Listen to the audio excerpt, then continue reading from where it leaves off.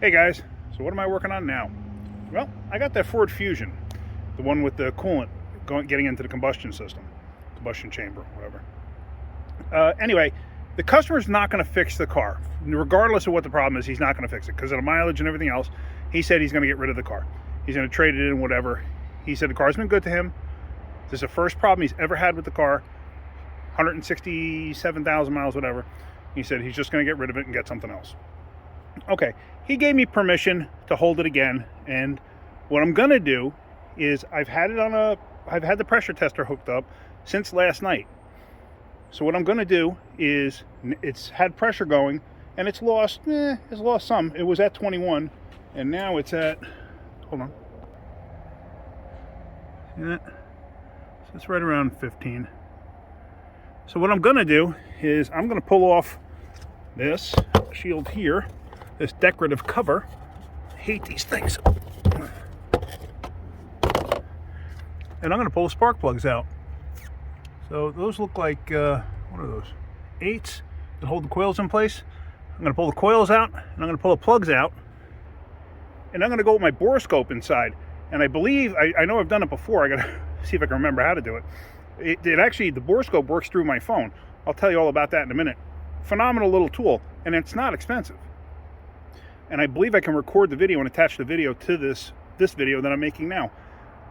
But the car's been sitting, at least this way I can look. If I have no coolant in the cylinders, because I got no coolant in the oil, I've already checked that. If I have no coolant in the cylinders, then I am absolutely positive it's in the turbo.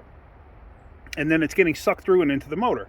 So let's start pulling coils off, and then let's see what we got.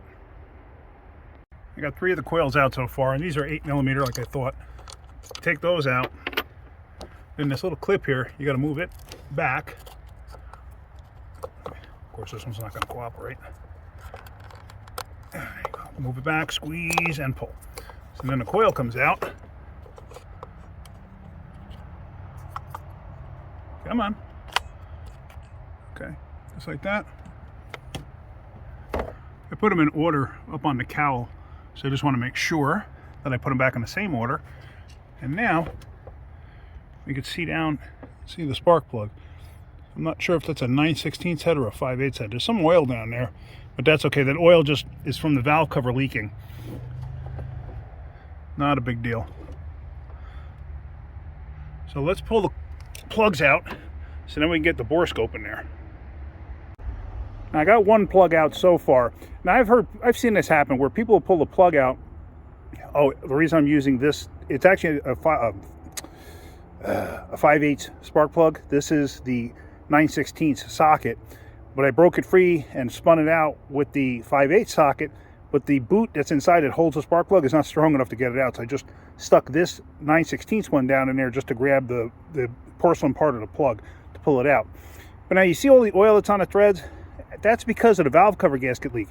It's not because the engine's burning oil. I've seen it plenty of times where somebody will say, oh my God, my car is, it's burning oil, it's got bad piston rings. No, it's not on the tip of the spark plug. It's running down the threads. That's normal. Especially, not that it's normal, but I mean, it's normal if you had a leaking valve cover and it leaked all over the inside, especially this style where the plug sits down inside. If it leaked all over the top of it and you go to take the plug out and it runs down it, that's kind of, what do you expect? That's what's going to happen. Anyway, here's my little Borescope. It's a Calvan Tools. Like I said, I bought this thing like 5 years ago, and I have no complaints. It works pretty darn good. It's not, it's not an expensive one. I think it was like 75 bucks. I think that's about what they go for today. And it hooks through the Wi-Fi on your cell phone, and this way you can watch it on screen. And like I said, I'm pretty sure I can record it. So let me get the other spark plugs out, and then we're going to look in there.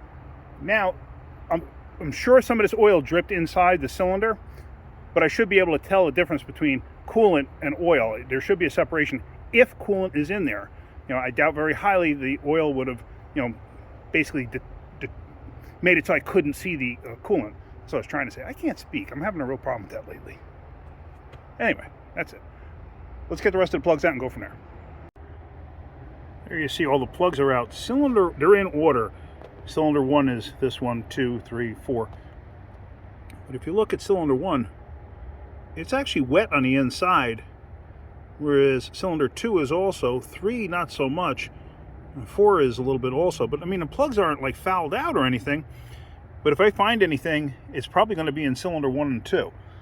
So this thing, now, you just turn this on here, and at the end, see that? You have that little light, and you snake this down into wherever. Now what you have to do is you have to go into your phone, into settings, and you have to switch to the Jetian Wi-Fi, because this is its own like little Wi-Fi setup. It's not technically Wi-Fi, but that's how it works. Like, I guess through the Wi-Fi type signal, whatever. So let me do that. I'm going to go in there, and then I'm going to try to record this, so this way I can add it to the video.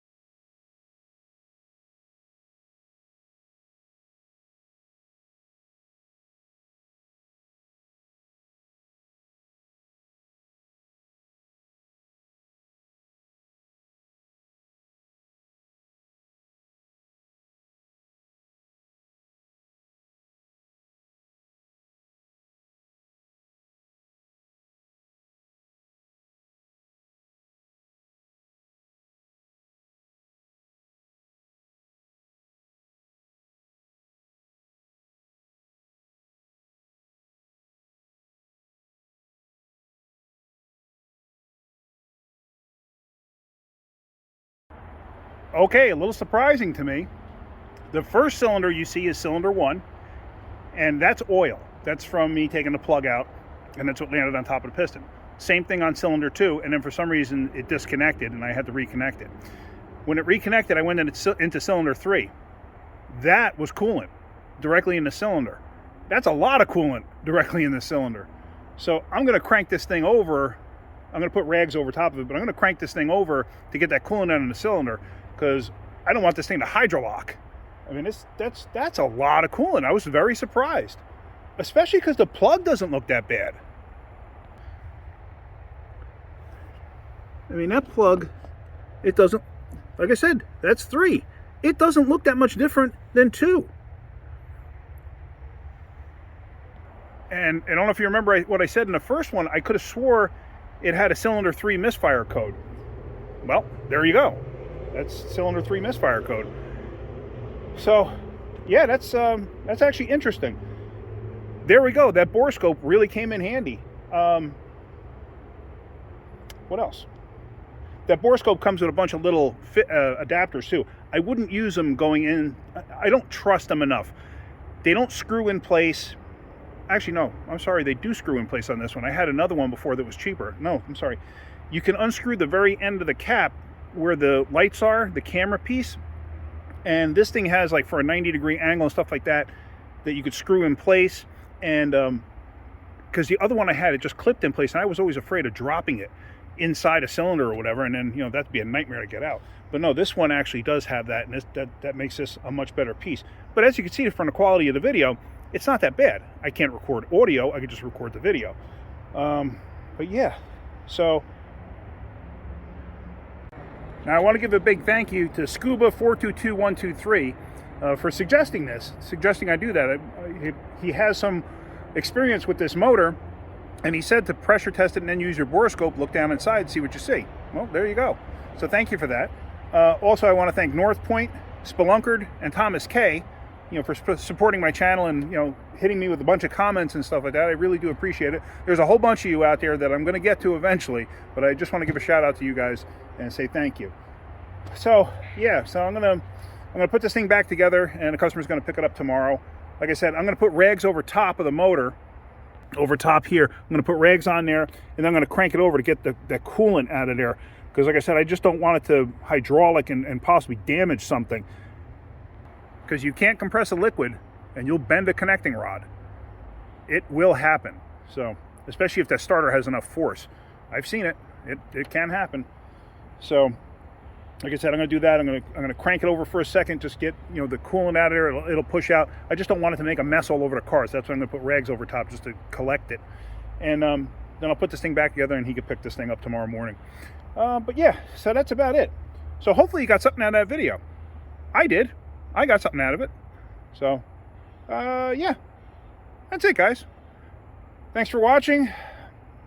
Have a great day if you can. Also, make sure you subscribe. Tell your friends to subscribe. Hit that like button. The whole 9 yards. I'm a little wishy-washy right now because I'm actually very happy that I did this. Again, thank you, Scuba422123, for the suggestion. All right, guys. You have a great day. Keep wrenching.